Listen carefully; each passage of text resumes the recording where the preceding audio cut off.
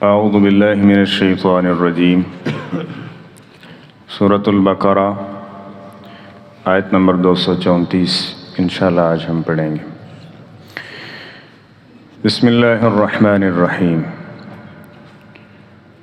والذین، اور وہ لوگ یتوفون منکم، جو تم میں سے فوت کر لیے جاتے ہیں، وَيَذَرُونَ أَزْوَاجًا، اور وہ بیویاں چھوڑ جاتے ہیں، یتربصن بِأَنفُسِهِنَّ،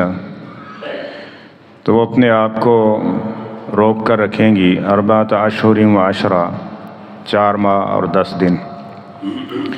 وَإِذَا بَلَغْنَ أَجَلَهُنَّ، پھر جب وہ پہنچ جائیں اپنی عدت کو، فَلَا جُنَاحَ عَلَيْكُمْ، تو تم پہ کوئی گناہ نہیں ہے، فِيمَا فَعَلْنَ فِي أَنفُسِهِنَّ بِالْمَعْرُوفِ، کہ جو وہ اپنی جان کے بارے میں بھلائی کے اور نیکی کے ساتھ فیصلہ کریں۔ وَاللَّهُ بِمَا تَعْمَلُونَ خَبِيرٌ، اور اللہ تعالیٰ جو تم عمل کر رہے ہو اس سے باخبر ہے۔ اس آیہ مبارکہ میں متوفی عنہا، جس کا شوہر فوت ہو جائے، اس کی عدت کو ذکر کیا گیا ہے کہ وہ 4 ماہ اور 10 دن ہے۔ مطلقہ ہے، اس کی عدت مختلف ہے کہ 2-2.5 ماہ بھی ہو سکتی ہے طہر کے اعتبار سے، اور اگر بڑھاپے کی یا صغر سنی ہے تو 3 ماہ ہے، حالت حمل میں ہے تو وضع حمل ہے، اور اسی طرح قبل از رخصتی طلاق ہو چکی ہے تو اس پر کوئی عدت نہیں ہے۔ جو شادی شدہ عورت ہے اور اس کا شوہر فوت ہو گیا، اس کی عدت 4 ماہ اور 10 دن ہے، اور اگر وہ حاملہ ہے تو وَأُولَاتُ الْأَحْمَالِ أَجَلُهُنَّ أَن يَضَعْنَ حَمْلَهُنَّ، پھر اس کی عدت جو ہے وہ وضع حمل ہے،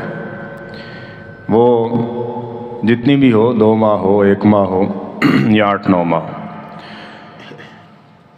تو یہ اس کی عدت ہے، اور عدت گزارنا یہ ضروری ہے۔ اور اس عدت کے اندر زیب و زینت اختیار کرنا، بناؤ سنگھار اور بلا ضرورت گھر سے نکلنا، ان ساری چیزوں سے منع کیا گیا اور روکا گیا ہے۔ ایک عورت نبی کریم صلی اللہ علیہ وسلم کے پاس اپنی بیٹی کو لے کے آئیں کہ ان کی آنکھوں میں کچھ مسئلہ ہے،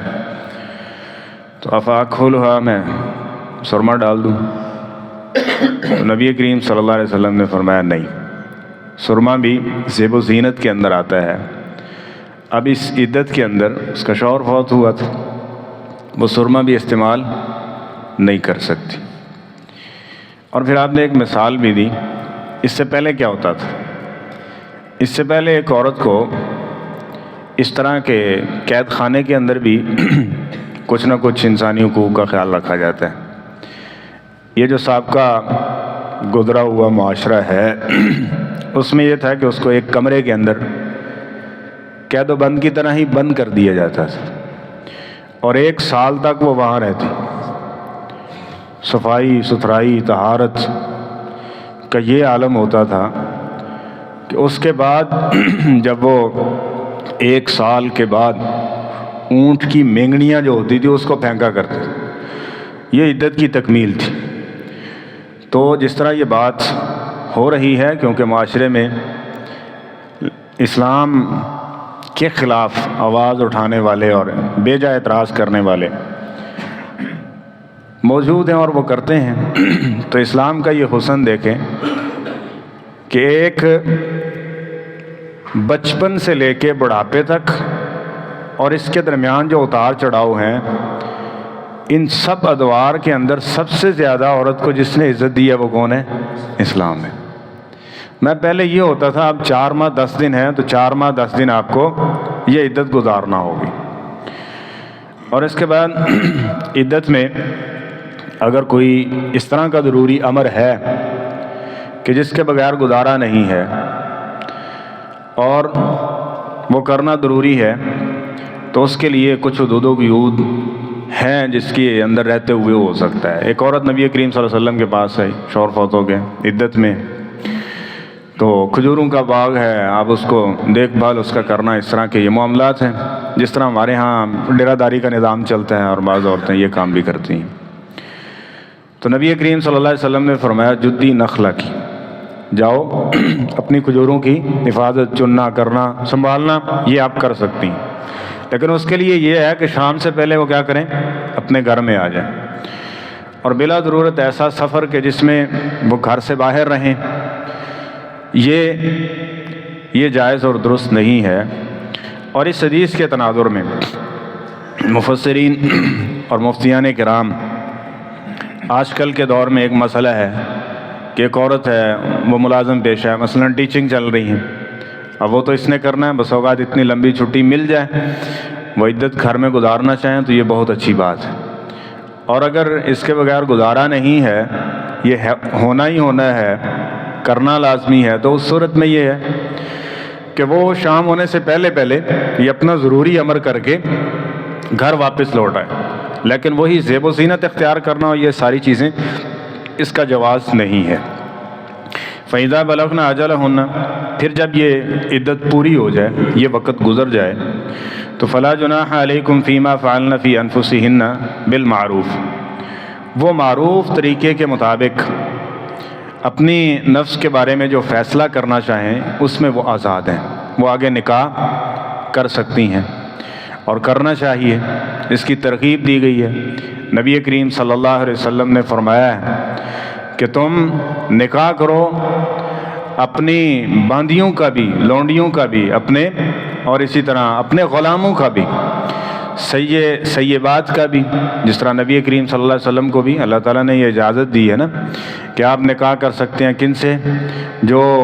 کمواریاں ہیں، وسیبات، اور وہ جو شوہر دیدہ ہیں، اور نبی کریم صلی اللہ علیہ وسلم نے متعلقہ عورتیں ہیں اور اس طرح آپ نے نکاح کیے ہیں۔ اور بس اوقات اس شرعی حکم کے نافرمانی سے کئی ایک بڑے مسائل جنم لیتے ہیں، جس میں معاشرتی مسئلہ بھی ایک بہت بڑی جو ہے وہ مسئلے کی صورت اختیار کر جاتا ہے، بہت بڑی پریشانی کی صورت بھی بن جاتی ہے کہ معاشرتی مسائل، روزگار کے اور دیگر اس کو کس طرح سے چلانا ہے۔ اس سے بہتر ہے کہ ساری زندگی بھیک کی صورت ہو یا اس طرح سے اس کو پالا جائے تو اس کو اپنے نفس کے بارے میں بہتر فیصلہ کر لیا جائے، جس کے اندر اس کی عزت نفس بھی مجروح نہ ہو اور وہ ان معاملات زندگی کو درست انداز اور درست طریقے میں گزار سکے۔ معروف کا یہی تقاضا ہے۔ واللہ بما تعملون خبیر۔ اور یہاں ایک اور بات، بعض لوگ یہاں یہ اعتراض کرتے ہیں کہ اب دیکھیں کہ یہاں اس عورت کا حق ہے کہ وہ جہاں کرنا چاہے کر سکتی ہے، ولی کی ضرورت نہیں ہے، کیونکہ یہاں مؤنث کے صیغے آئے ہیں تو عورت کو ہی مخاطب کیا گیا ہے۔ تو یہ بات درست نہیں ہے، جس طرح ہم نے پیچھے بھی پڑھا تھا متعلقہ عورت کے بارے میں، ٹھیک ہے، تو ان کے بھائی نکاح نہیں کرنا چاہتے تھے تو اللہ تعالیٰ نے یہ حکم ارشاد فرمایا کہ فَلَا تَعْضُلُوهُنَّ أَن يَنكِحْنَ أَزْوَاجَهُنَّ، ان کے شوہروں سے ان کو نکاح کرنے سے روکو